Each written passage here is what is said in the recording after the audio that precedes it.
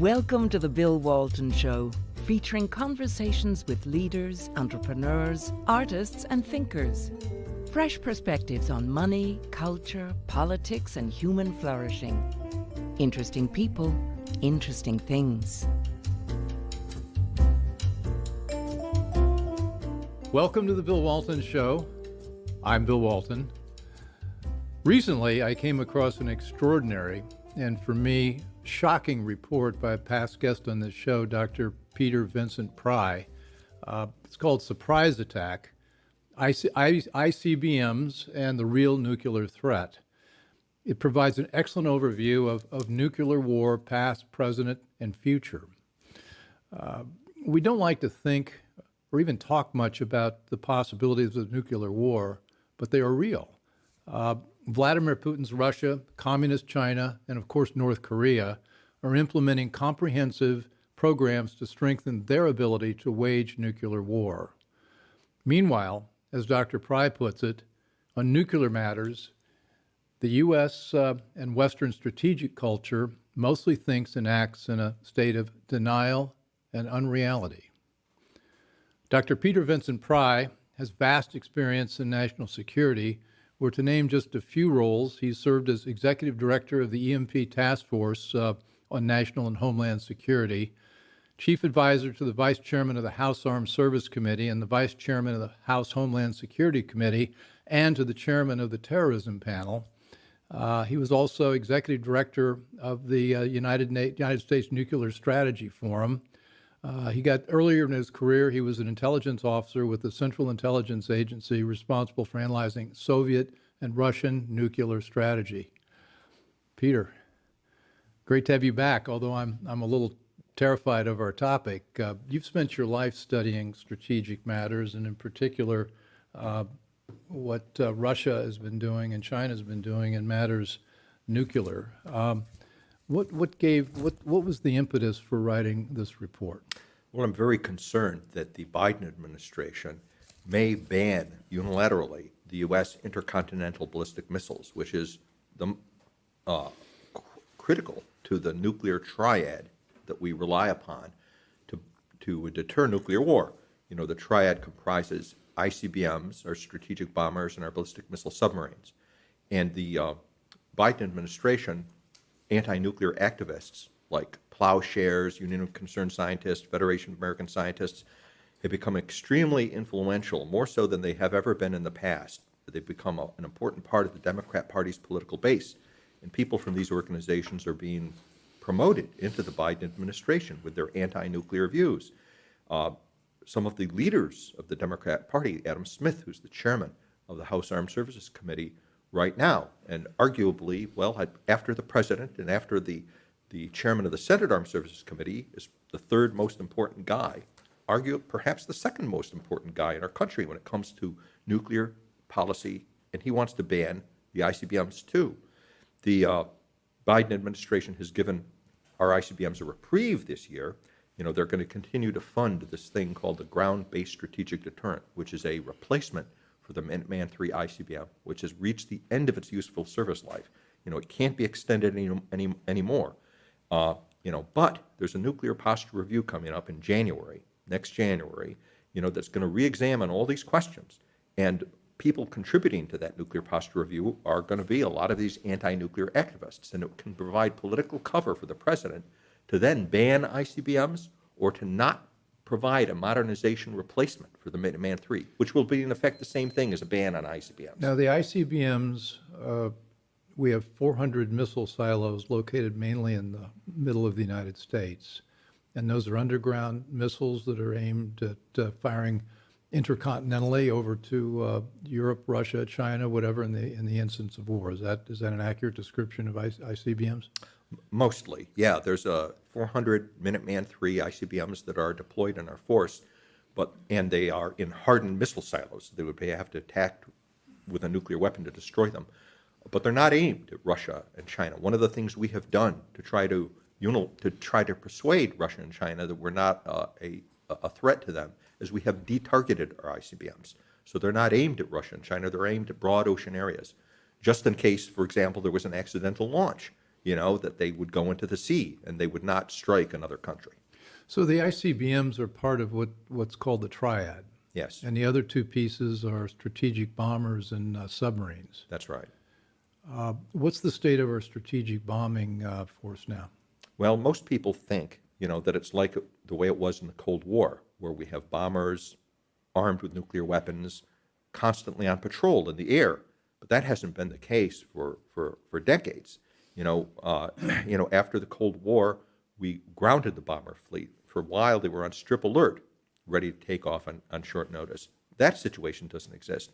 The bombers basically don't have nuclear weapons on them. They're not on strip alert. It would take 3 days to mobilize the strategic bomber force. And we used to have over 40 SAC bases, 40 strategic bomber bases. Those have been reduced to 3. So all of our strategic bombers are now concentrated on 3 bases. So most of us, unfortunately, get a lot of our ideas about this from Dr. Strangelove, the Exactly. movie. And there's the image of Slim Pickens flying around in his B-52 with his cowboy hat on. That isn't happening anymore. It isn't happening anymore. No, we don't have bombers on day-to-day patrols like that anymore. It would take us 3 days to mobilize the bomber force. It's called generating the force. So you mentioned this in your title. We'll talk about it in depth later. But surprise attacks. So in the event of surprise, the bombers are not really ready to come into action with any alacrity. The bombers would be completely destroyed in a surprise attack, and even North Korea could do it because there's only 3 targets. Then the other piece, the third piece, are the nuclear submarines. We have, 20 nuclear submarines, 16 nuclear submarines? No, we've got 14. 14. During the height of the Cold War, we used to have about 35 to 40, okay, which meant that we could have about a third of that force on patrol, about 12 to 14, constantly on patrol. Now we only have 14, which means that we, on a daily basis, have about 2 or 3 of them on patrol in the Atlantic or Pacific. The rest of them, 10 submarines, 11 sometimes, are in port, where they could be destroyed in a surprise attack. Well, this seems... And there's also only 2 ports to attack. So even North Korea could do that, too.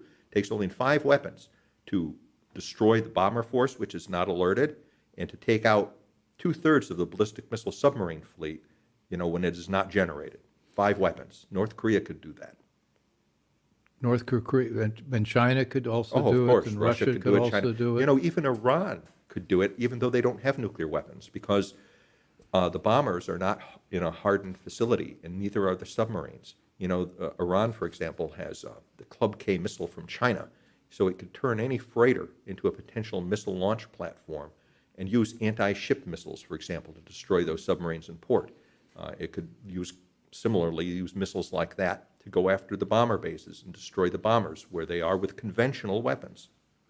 Well, there's the talk about, I want to get your term right, about the nuclear balance or the arsenal we have. And one of the points you make is we've got a theoretical arsenal of 5,000 warheads or whatever compared to China's number and Russia's number. Now, those headline numbers are not the real numbers. Those are not the real numbers. Those are the numbers the press usually cites, because those are the numbers that are usually put out by anti-nuclear groups like the Federation of American Scientists or the Union of Concerned Scientists, because they like to make it sound like the United States and Russia, certainly the United States, has got a lot more nuclear weapons that are operational than it really has. Those are what are called stockpiled weapons. Those are the weapons in a stockpile.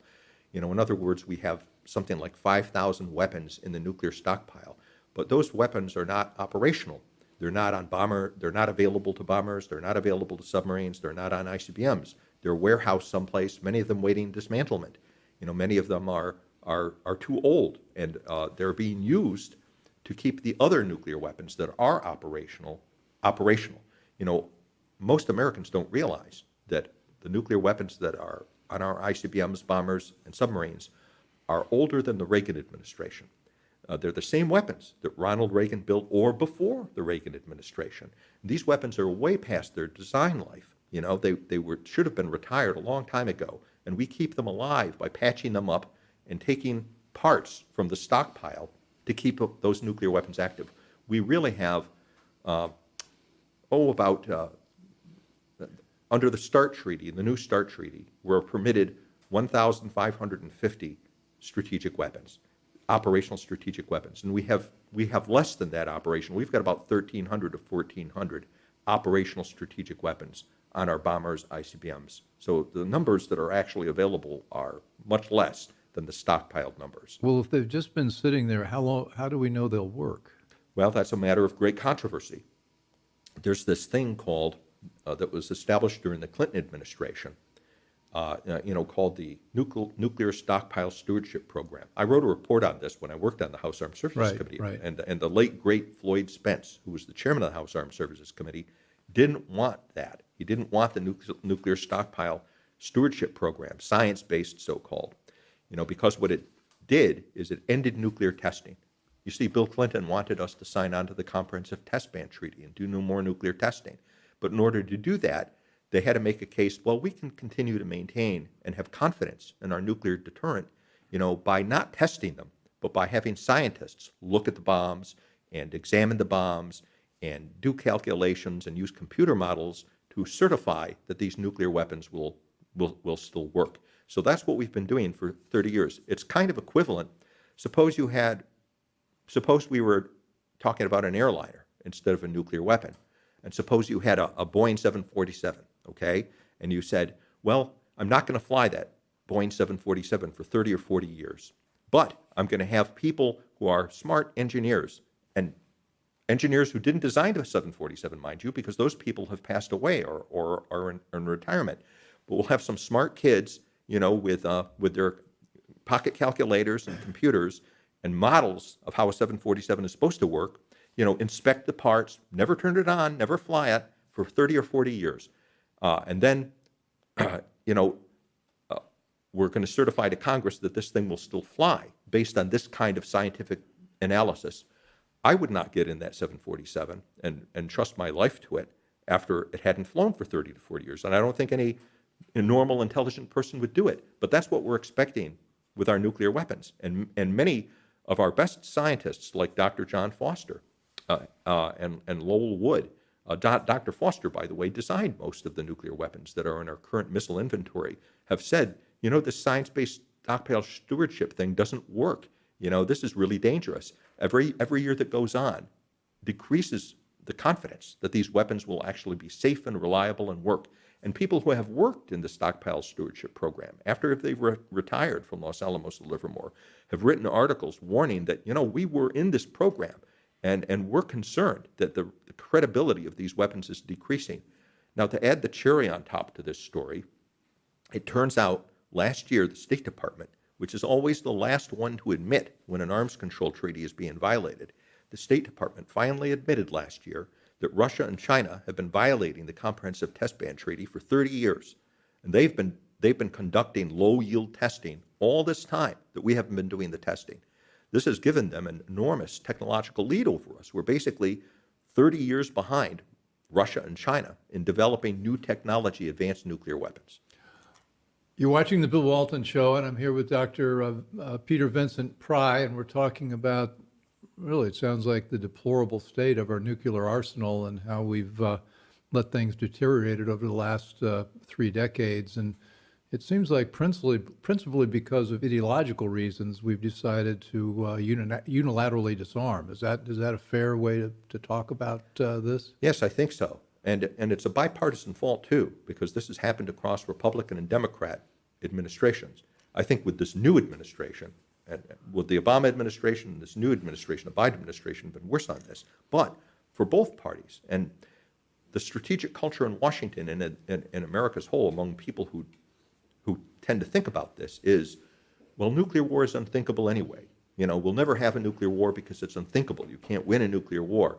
And therefore, we can afford to neglect this area, except for people in Stratcom and who are real specialists in this. Your average person in Washington who's involved in the national security community thinks that way. That's part of our strategic culture, but it's not part of the strategic culture of our potential adversaries. In their military doctrine, they write about how to fight and win nuclear wars. They don't buy in to the U.S. Western view that nuclear weapons are unusable, that they can only be used for deterrent. I mean, President Biden just yesterday, had a public statement now with Vladimir Putin saying, "Oh, a nuclear war can't be won, and we must never have one," in a public statement. On the Russian side, that's a lie.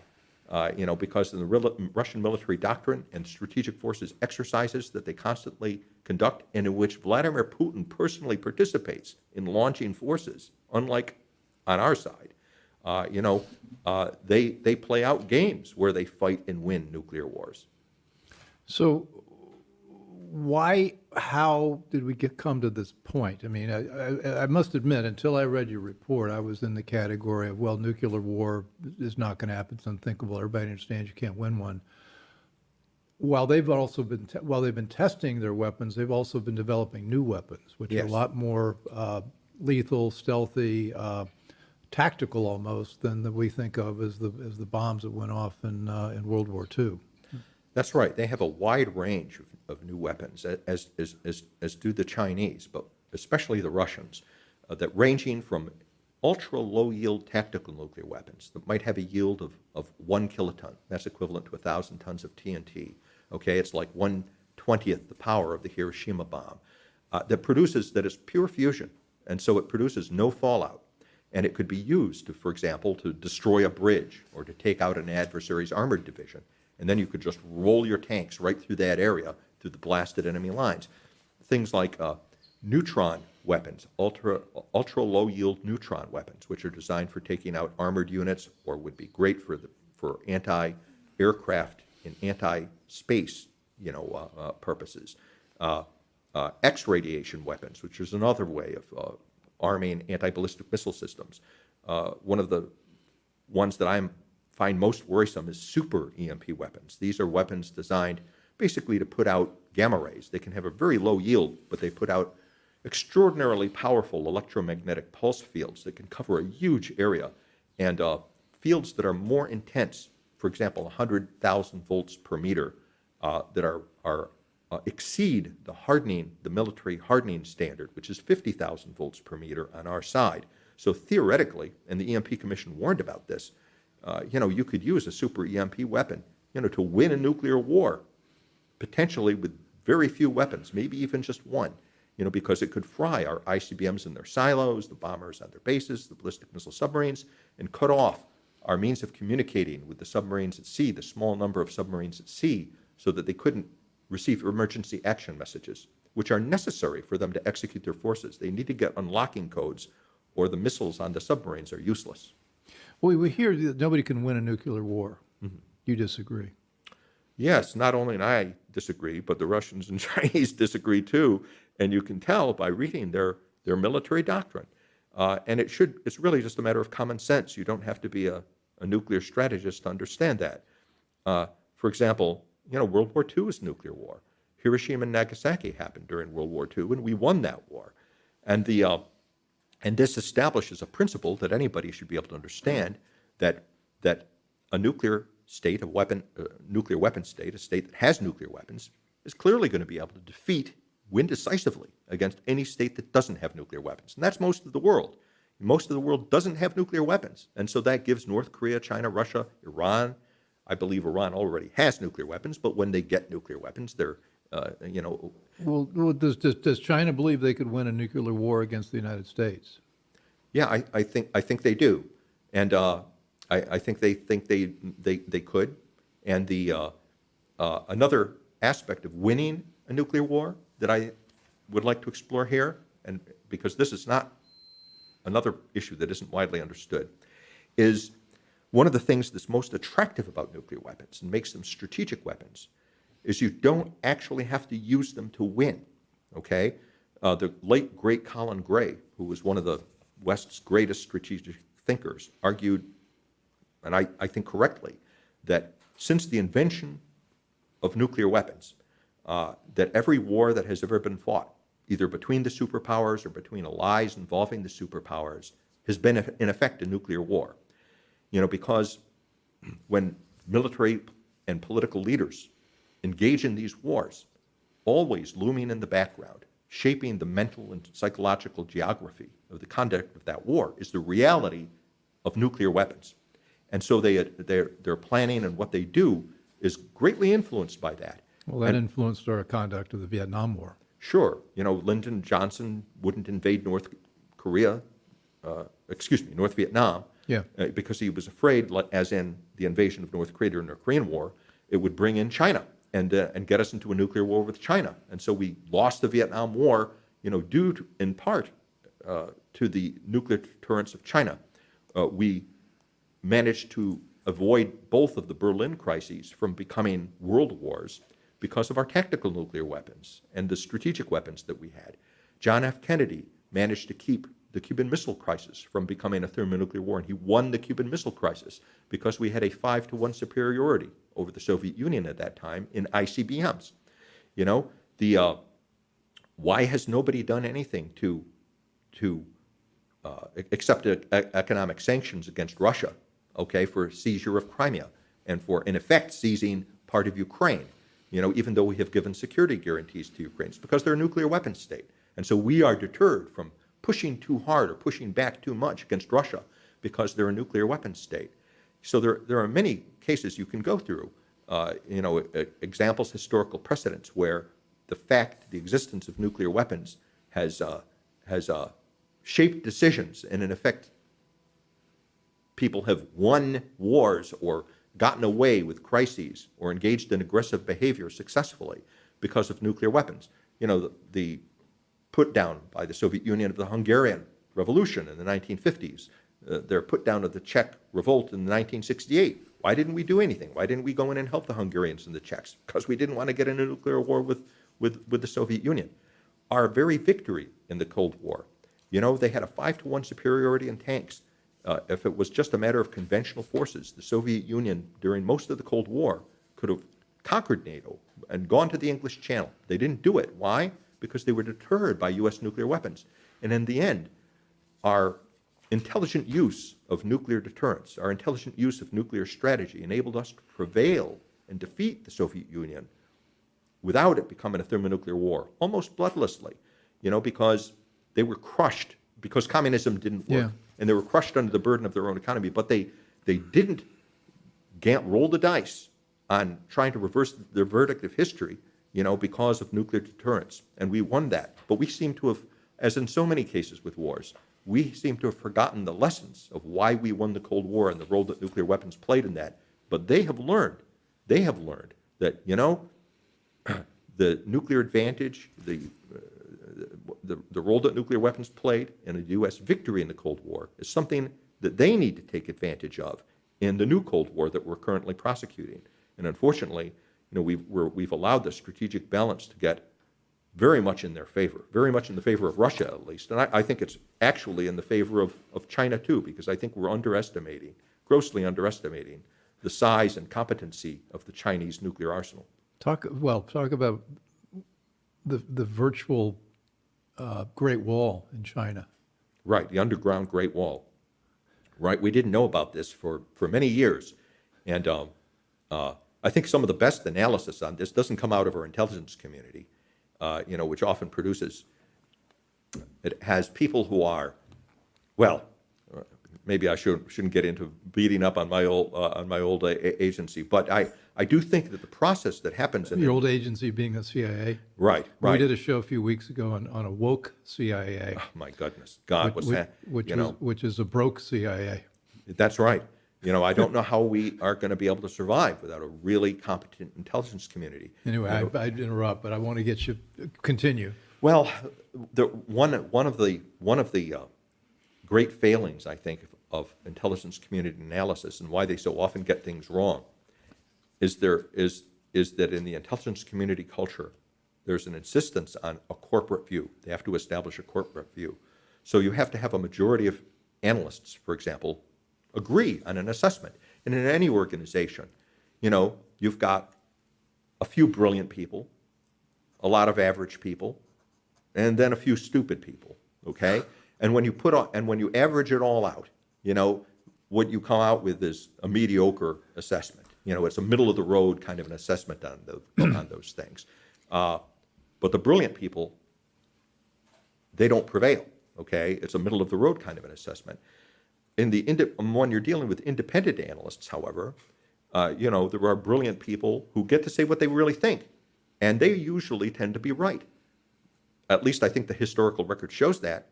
There was an experiment called the B-team experiment. Richard Pipes, for example, the Harvard expert on the Soviet Union and Russia, was a member of the B-team that was brought in to assess during the Cold War whether the intelligence community was right about Russian military strategy and how they thought about things, because the intelligence community was saying, well, the Russians and the Soviets tend to think the way we do. They believe in mutual assured destruction. They can't win a nuclear war, these people who were saying that were unread in the literature, I think, or they were in denial. And the B team demonstrated that they were wrong about this. And in the aftermath of the Cold War, when we got hold of the Soviet archives about, what did they really think and what were they planning, it turned out the B team, was right. Today, on the issue of China, there was a brilliant guy named Phil Carver who broke the story on the underground Great Wall and said, when you look at the size of the Chinese nuclear arsenal, we're saying they've only got 200 weapons. They could actually fit a ballistic missile force that could carry 3,000 weapons in the underground Great Wall, which, by the way, belongs to China's strategic rocket forces. It's part of their nuclear deterrent. Why do they have an underground? So the underground Great Wall is part of their Space Force. Well, it's part of their nuclear. Okay. Well, you're watching the Bill Walton Show. I'm here with Peter Pry, and we're talking about the failure of our intelligence community to very often understand the nature of the true threat we faces, first with Russia and now with China. And we're learning about the virtual Great Wall, which, as I understand it, is 5,000 kilometers long. That's right. Or 3,000 miles. I mean, that's extraordinary. What we've been able to verify, yes. What we don't know, but we do know it's at least that big. So we don't know. We didn't know about that. Now we knew about that because of an entrepreneurial independent analyst that found it out. Where was our CIA on this one? Did they not see this? They weren't looking for it, because during the Cold War, the overwhelming amount of our attention was focused on the Soviet Union. China during the Cold War was a U.S. ally, and there has also been a tendency in the intelligence community, which is a problem that exists today, I think, to have so-called panda huggers, in charge of the China desk. They tend to take a very sympathetic view toward China. We saw this at the end of the Trump administration, where there was a great debate, over the nature of the threat posed by China, with the China analysts in the intelligence community trying to soften it down and soften the assessments about how much of a threat China was to the United States. So swinging back to the ICBMs, because I wanted to get some context before we went into why it would be such a catastrophe to get rid of them. Three pieces of the triad: bombers, ICBMs, submarines. Submarines, there are not that many out on the waters. They could be really cut off with an EMP event that would shut off their communication. We couldn't get to them. Bombers are sitting on the ground unarmed.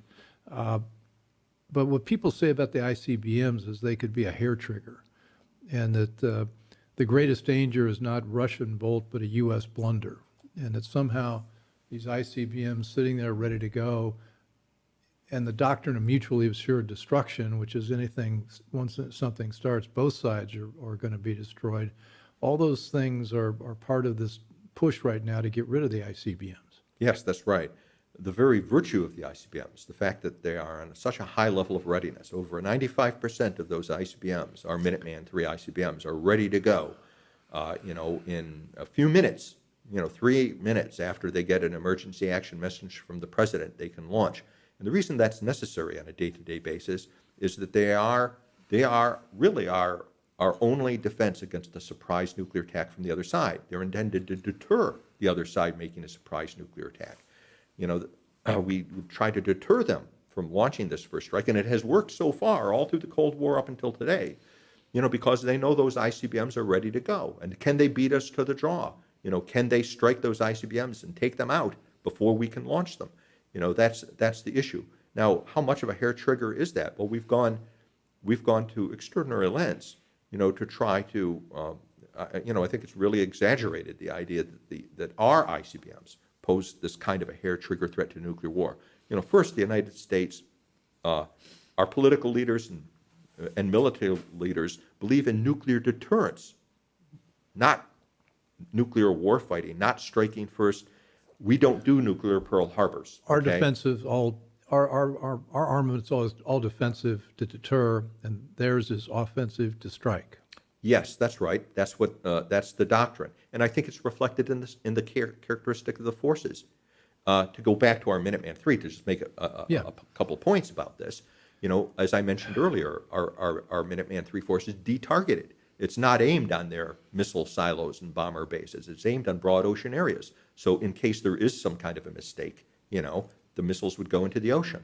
But emergency action messages to launch missiles, we go through a threat conference. There's a process where we need dual phenomenology. You've got to have radar confirmation. You've got to have a satellite confirmation that the United States is under attack. That's why we have NORAD, our best experts looking at an incoming threat to assess whether the threat is real or not. So we would not execute those forces lightly. Moreover, we have downloaded, the Minuteman used to be MIRVed. It carried more than one warhead, had 3 warheads, okay? But we've demerved it so that each warhead could attack a different independent target. MIRV stands for multiple independently targetable reentry vehicle. Okay, so. And we deliberately downloaded it to 1 warhead. That's not optimal for making a first strike, because that means only one missile can only destroy 1 target. And there are more strategic targets in Russia and China than there are Minuteman missiles to execute that first strike. But look at what the Russians and Chinese are doing. They have not followed our lead. We have reasons to believe they've cheated on the detargeting agreement, by the way, and they have heavily MIRVed their ICBMs. Russia's newest ICBM, the DF-41, carries 10 MIRVed warheads, and it's mobile. It's kind of equivalent to a mobile peacekeeper missile. And China's new ICBM, called the Satan II by NATO, or the Sarmat by the Russians, is capable of carrying up to 40 MIRVed warheads. Why do you heavily MIRV? Because one missile, can take out, many targets. There's basically, the 400 ICBM silos, 3 bomber bases, there's a lot less than 500 strategic targets in the United States for a counterforce attack. And how many could North Korea reach? They could get the bomber bases and the submarine bases. They could get the bomber bases and submarine bases. They don't have the capability to take out our ICBMs yet. Yeah. Because they've only got about, 60 warheads. I think they've got more than that. But even my estimate, that's not enough to do that unless they do a super EMP attack. It's possible, because a super EMP... Quickly describe EMP. We did a show on it, but just... Right. Electromagnetic pulse. What that does, you explode something and it really shuts down all the electronic communication devices. Right. This is it's not detonating on a city. The weapon is detonated at high altitude. For example, at 300 kilometers altitude, you could put an electromagnetic field over North America with a single weapon. And if you can raise the intensity of that field high enough, it can exceed the military hardening standard, which is 50,000 volts per meter. That's what we hardened our forces to. And the EMP Commission, this isn't just my opinion, but gave testimony to Congress back in 2008 that North Korea has super EMP weapons, and because these weapons can generate extraordinarily powerful EMP fields, 100,000 volts per meter, for example, they could attack each of the Minuteman wings, with 1 of these. There's only 6. Even during the Cold War, we only had 6 Minuteman wings. And, if you put a field down on each of those wings, you could potentially fry the electronics and the missiles, and the bombers are usually co-located with these things. And so potentially, possibly, it's conceivable North Korea could win a nuclear war against us by means of EMP attack, by disarming us. By win a nuclear war, I mean make a disarming attack. They wouldn't be attacking our cities, but they'd be attacking our forces and disarming our forces. And how would we respond to that? Would we be able to respond? Maybe we wouldn't even be able to launch our ballistic missile submarines, the 2 or 3 of them that are at sea, because they would be disconnected from emergency action messages. Let me do some conventional wisdom here. Sure. Conventional wisdom was forever China was okay because we're helping China become more democratic. We're helping them become wealthy. We're having them enter the Western liberal world. Well, now in the last several years, particularly since Xi became so aggressive, it's now clear that that's not what they have in mind. The Chinese Communist Party is very aggressive, and they have plans, particularly territorial plans with regard to Taiwan. Russia, conventional wisdom, I thought, well, the Soviet Union fell. It's been a kleptocracy. Putin's a thug, but they've got no industrial capability to speak of, and they're not modernizing their weapons, and so therefore we don't really have to worry about Russia. North Korea, it's run by a little madman, and we don't have to worry about him because and the capability they brag about is not real. I'm sitting here listening to Peter Pry, and with the sinking feeling, I'm realizing, no, wait a second, all three of these entities are serious threats.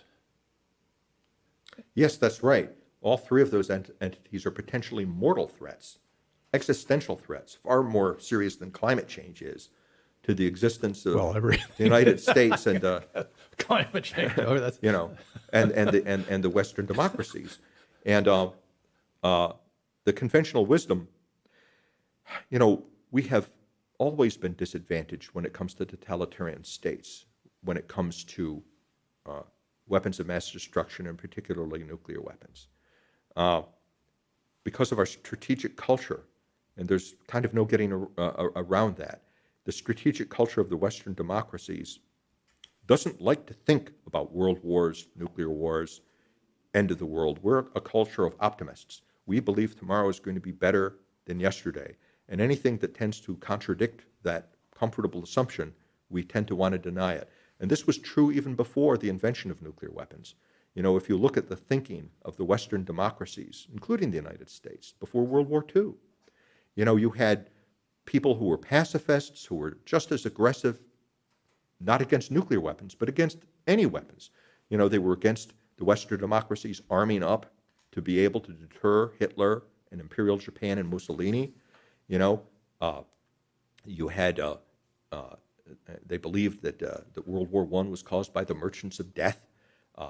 But they believed that the weapons of mass destruction at the time, that the machine gun and the invention of the strategic bomber, the conventional strategic bomber, would be the end of the world, for everybody. Because World War I looked like the end of the world. From the point of view of the Western democracies, there were so many casualties. And how could any rational person think about a World War II? That was the attitude, that World War II was unthinkable to 90% of the intellectuals and political leaders that lived in that interwar period. Only Winston Churchill and a handful of strategic experts who surrounded him saw what was coming. And the situation, I think, is analogous to today, where we want to blind ourselves and blinker ourselves and not think about nuclear warfighting, nuclear strategy. We want to deny. We want to say nuclear weapons and nuclear warfare is unthinkable. And there's an additional aspect to this that makes us particularly vulnerable, because the truth is that nuclear weapons are antithetical to the fundamental philosophies of free societies. Our greatest value is to serve the people. The people are the most important, valuable thing. So weapons of mass destruction, like nuclear weapons, are really antithetical to our most fundamental values. We were always sort of fated to lose an arms race in nuclear weapons to adversaries who are not free systems, who are centralized totalitarian systems, and whose highest value is placed, because they are totalitarian states, on being able to destroy their adversaries and control their adversaries and win with or without nuclear war. And I would say that we're actually engaged in a nuclear war right now with Russia and China and North Korea, and we're losing it. We're losing it at the diplomatic level, because nuclear weapons, as Colin Gray observed, are used, not part of their greatest value is to actually employ them as diplomatic tools for blackmail. That's how we won the Cold War. We didn't actually detonate a nuclear weapon against the Soviet Union, but we deterred them for long enough so that they collapsed, from their own internal contradictions. Look what's happening in the Pacific just against North Korea. How credible are our security guarantees to Japan, South Korea, the Philippines? How credible Are we winning against China in terms of the South China Sea? They have in effect annexed the South China Sea. We protest, we complain about it. We haven't done anything about it because they're a nuclear power. The strategy here is, for example, for China and North Korea, is to make the risks of underwriting our security guarantees to our allies in the Pacific so dangerous, that they will lose faith that we would deliver on those security guarantees and that we might eventually withdraw from the Pacific. And indeed, it didn't get a lot of attention, but one of the biggest pieces on the chessboard of the Pacific, is that we had B-52 bombers based in Guam. Basically a wing of B-52 bombers that was a core of credibility for us. And we took them out because of the North Korean nuclear threat and pulled them back to, I think it was Minot Air Force Base. And, the Air Force position was... We pulled them back because we thought they were a target, or we pulled them back because we didn't want to seem too aggressive?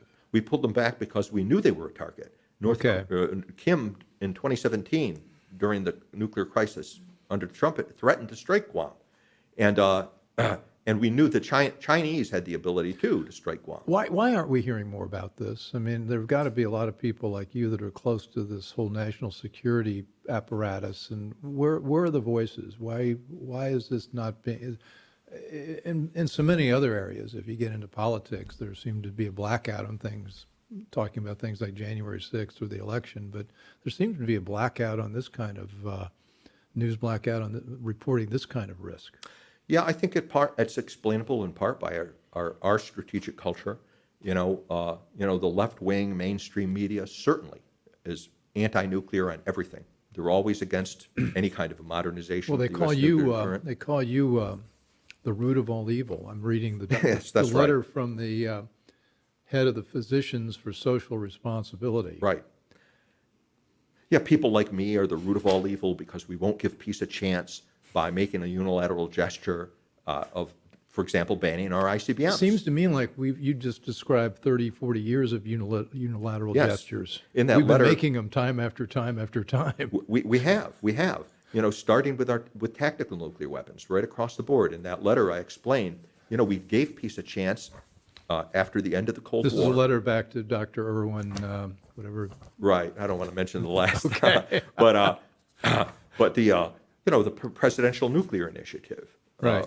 Russia and the United States agreed that we were going to dismantle our tactical nuclear weapons. We had 15,000 tactical nuclear weapons during the Cold War, and we've reduced the number to 180. Russia didn't do that. They cheated on the presidential nuclear initiative. Now they have an at least 10-to-1 advantage in tactical nuclear weapons. Plus, they cheated on the Comprehensive Test Ban Treaty, as I noted before. We haven't tested in 30 years. They did. China and Russia both. And now they have advanced technology, tactical and strategic weapons. We have no counterparts to them are in inventory. The Intermediate Range Nuclear Forces Treaty, was supposed to abolish a whole category of weapons, intermediate range nuclear missiles. We dismantled our Pershing IIs and our Glickums. They no longer exist. Turns out that Russia cheated on that too, and they have a unilateral advantage in intermediate range nuclear forces, and they're probably cheating on the New START treaty. The State Department is always the last one to acknowledge when these arms control treaties are being violated. They are still contending that Russia is in compliance with the New START treaty. But independent experts, people whose judgment I trust most on these things, assess that Russia probably is cheating on the New START treaty and probably has a 2-to-1 advantage in long-range strategic nuclear weapons, at least over us. And it's not hard to see why you should draw that conclusion, because the verification provisions in the New START treaty are abysmal. We really can't verify that treaty. Well, after all of these series of I guess, strategic blunders, tactical retreats, whatever, through the last 3 or 4 decades, you're saying we're now, though, at an even more, what's your phrase for the point in time we're in now with regard to the ICBMs? Oh, I liken it to the hinge of fate. The decision we're making now about, do we modernize the Minuteman III, replace the Minuteman III with a new ICBM, the ground-based strategic deterrent, which is the replacement for the Minuteman III.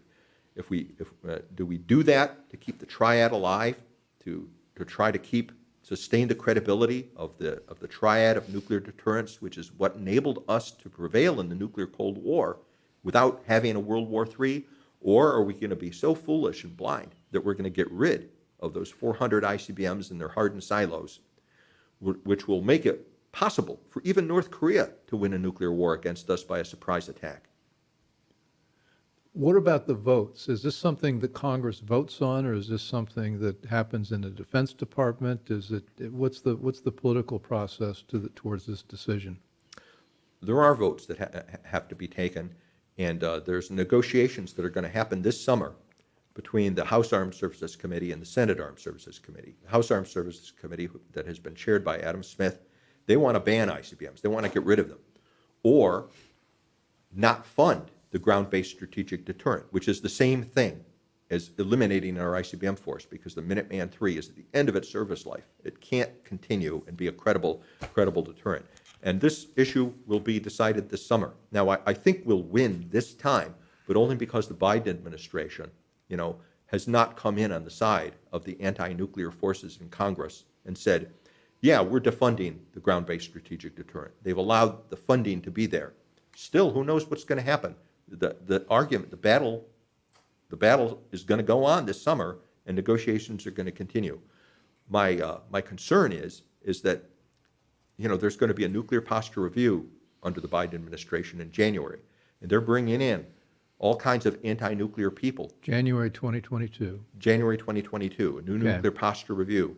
And they're bringing in all kinds of anti-nuclear people from Union of Concerned Scientists, the Nuclear Threat Initiative, who have senior positions in the nuclear enterprise, who will no doubt inform and participate in the new nuclear posture review.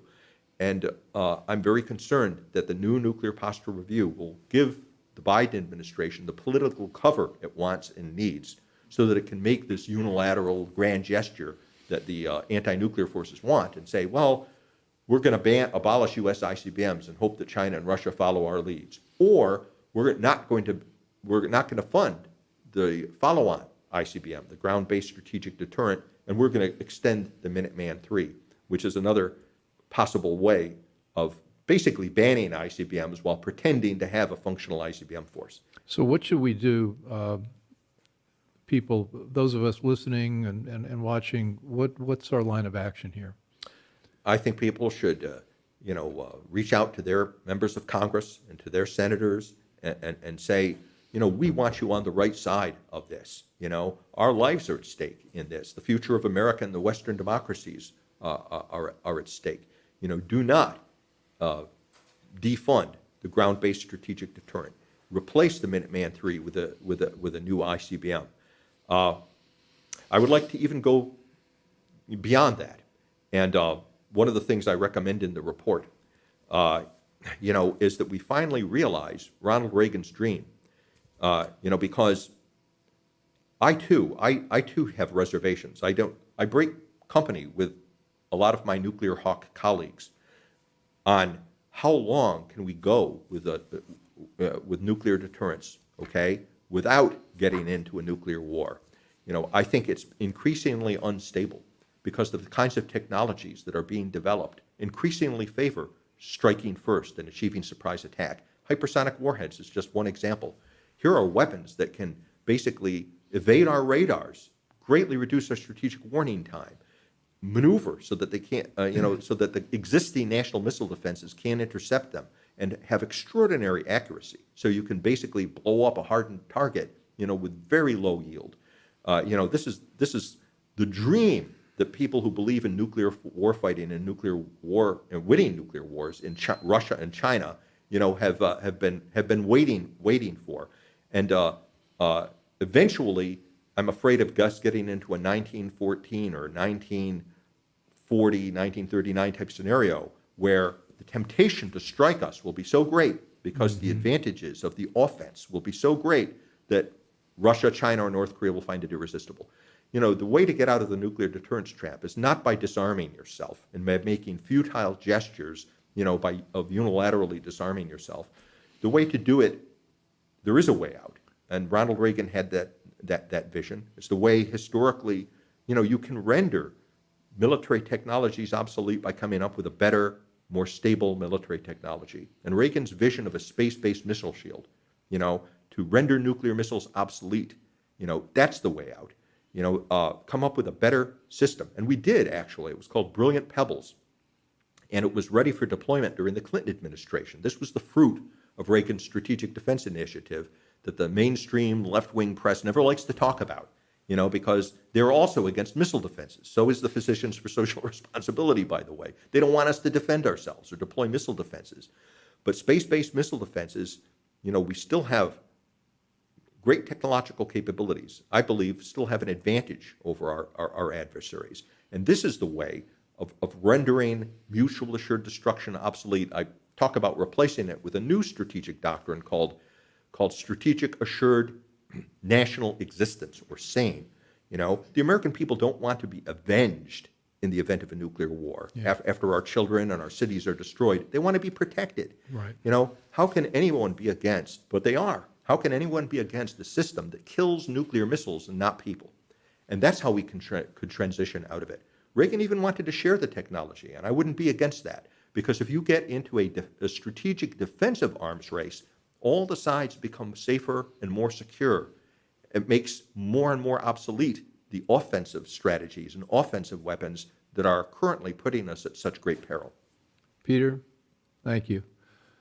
You've been watching The Bill Walton Show, and I've been talking with a serious man, Dr.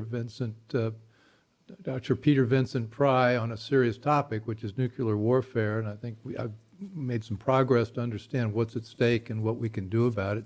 Peter, thanks for offering up a solution. I'd like to have you back at some point, sometime, to get into this a little further to see where we can take it, because this is one of the most vital issues Americans will face, much more important than a lot of the silly things we see in the headlines. So stay tuned to this and future shows on this topic. And Peter, thank you. Thank you so much for having me. Okay, great. Thank you. Thanks for joining. I hope you enjoyed the conversation. Want more? Click the subscribe button or head over to thebillwaltonshow.com to choose from over 100 episodes. You can also learn more about our guest on our Interesting People page. And send us your comments. We read every one, and your thoughts help us guide the show. If it's easier for you to listen, check out our podcast page and subscribe there. In return, we'll keep you informed about what's true, what's right, and what's next. Thanks for joining.